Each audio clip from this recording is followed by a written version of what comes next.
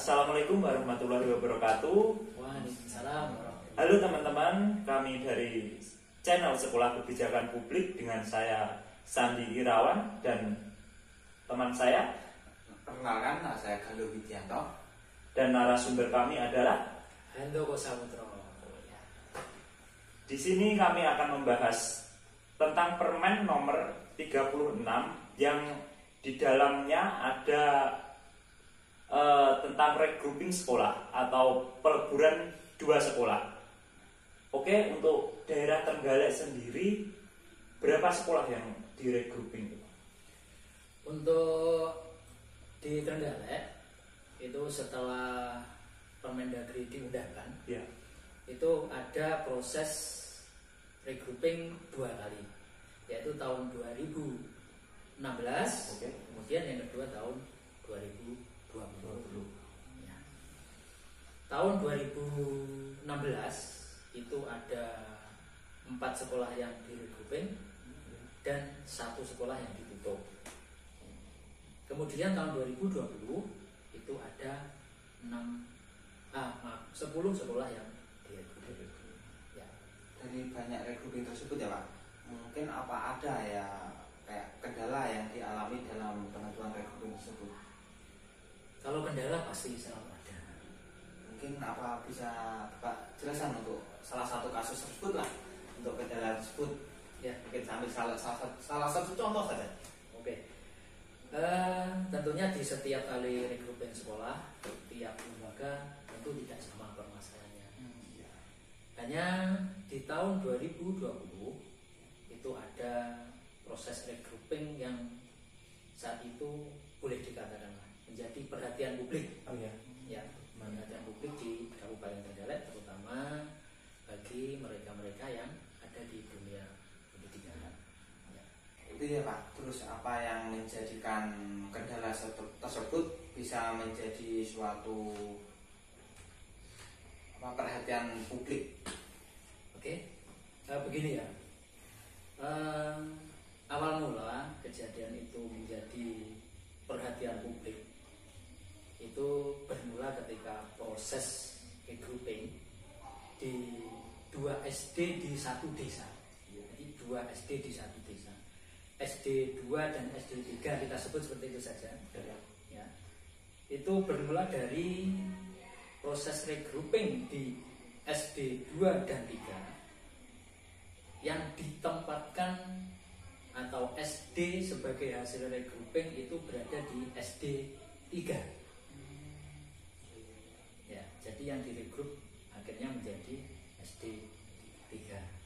Nah, hal yang demikian, keputusan itu menimbulkan ketidakpuasan di sebagian pihak. Dalam hal ini Pak Kepala Desa. Kita tidak menyebut pemerintah desa, karena pemerintah desa kan memang ada berbagai macam kedudukan dan jabatan. Ya, kita bicara tentang kepala desa yang tidak puas terhadap hasil regrouping. Dari ketidakpuasan kepala desa itu kemudian muncul berbagai macam pendapat yang diawali dengan surat dari kepala desa kepada Bupati Trenggalek. Kalau untuk menanganinya, untuk dari pihak pendidikan sendiri yang diambil untuk menangani kasus tersebut?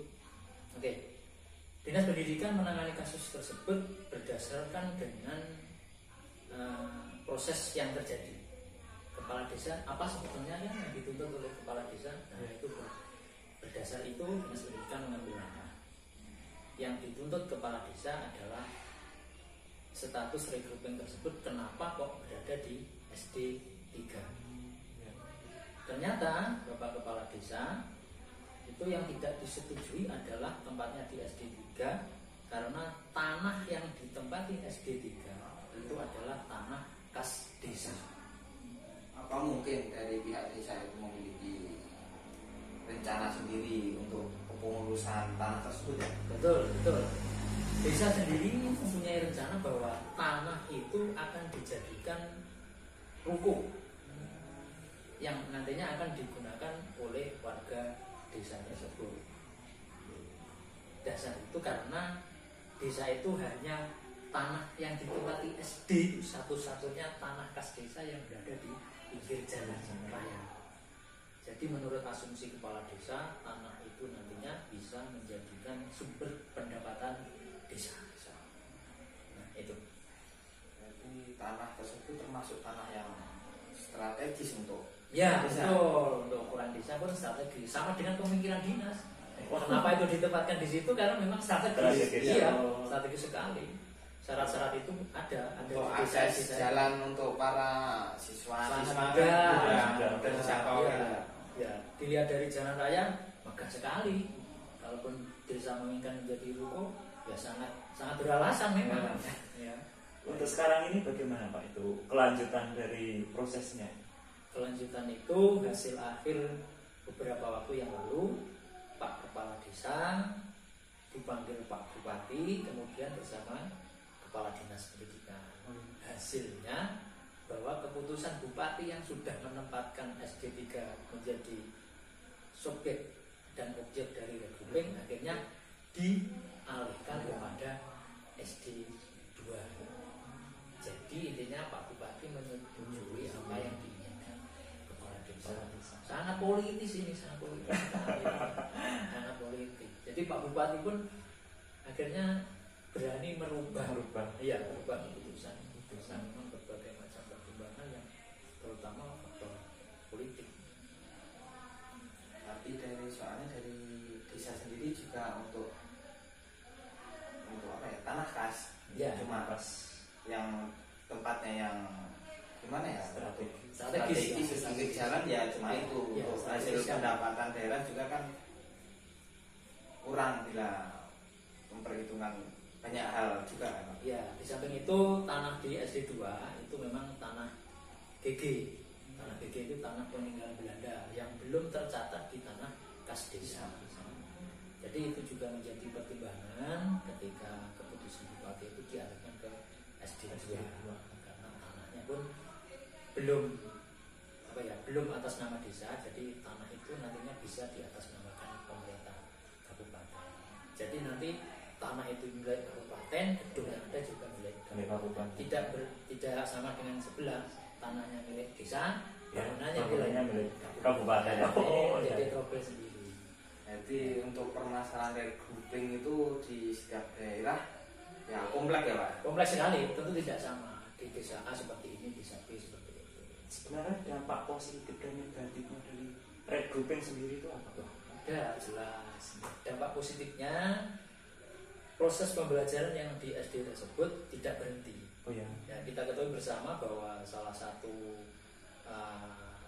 yang menjadi pemicu adalah 3 tahun berturut-turut sekolah tersebut mempunyai siswa di bawah 60 siswa. Ya. Dana bos tidak akan disalurkan. Nah, kita tahu sendiri kan di sekolah dasar itu sumber dana hanya dari bos. Narik di wali murid tidak bisa, narik dari mana juga tidak bisa. Jadi sumber mata pencaharian untuk kehidupan SD itu hanya dari bos. Nah, kalau bosnya berhenti, mau apa? Iya. Kan proses pembelajaran tidak akan berjalan. Iya. Enggak, untuk negatifnya yaitu ya untuk kurang lancarnya. Negatifnya anak-anak yang sekolah di sekitar itu menjadi sekolahnya agak jauh. Program pemerintah kan sekolah terdekat yang menjadi tujuan. Karena sekolahnya ditutup dijadikan satu dengan sekolah yang agak jauh. Nah, itu satu. Yang kedua, kadang siswa itu ya namanya anak kecil. Anak kecil itu biasanya berpikiran, aku malah nggak mau sekolah ke sana. Harus menyesuaikan diri lagi, menyesuaikan dengan tempat, menyesuaikan dengan guru, menyesuaikan dengan teman yang baru. Itu juga menjadi kendala dalam perkembangan. Untuk syarat khususnya agar tidak diregrouping sendiri itu apa Pak? Agar sekolah tidak diregrouping. Kalau syarat khusus ya sekolah tersebut tentunya harus punya siswa minimal 60. Itu minimal 60 itu syarat khusus. Tapi tidak semua sekolah yang siswanya di bawah 60 itu bisa direkrut. Contohnya sekolah ada di tempat terpencil.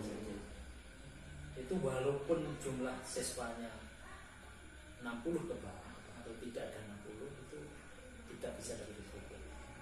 Karena ketika itu direkrutmen otomatis yang namanya terpencil kan tidak mau ke sana. Iya. Lebih jadi jauh lagi mungkin. iya, jadi secara sosial kultural memang yang di daerah terpencil itu tidak dilakukan menerima berbagai macam pertimbangan itu. Seperti itu. Toh ketika nanti di daerah terpencil kan ada beberapa daerah di Trenggalek yang termasuk bisa dikatakan terpencil lah. Ya.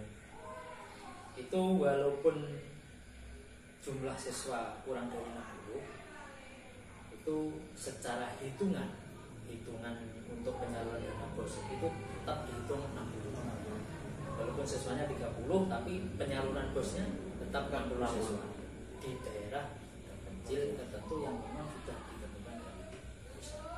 Seperti itu. Terima kasih untuk penjelasan dari Saudara Doko. Sama-sama. Ya mungkin itu untuk pembahasan kami saat ini tentang regrouping. Sebagai kesimpulan, sesuai teori Edward tentang implementasi kebijakan publik, beberapa variabel yang menentukan keberhasilan kebijakan publik antara lain komunikasi, sumber daya, disposisi, dan struktur birokrasi yang merupakan harus berjalan sesuai dengan baik agar kebijakan yang diambil bisa berjalan dengan baik pula. Oke, terima kasih. Jangan lupa like dan subscribe channel kita, yaitu Sekolah Kebijakan Publik. Ada kurang lebihnya kami mohon maaf. Akhir kata, Wassalamualaikum warahmatullahi wabarakatuh.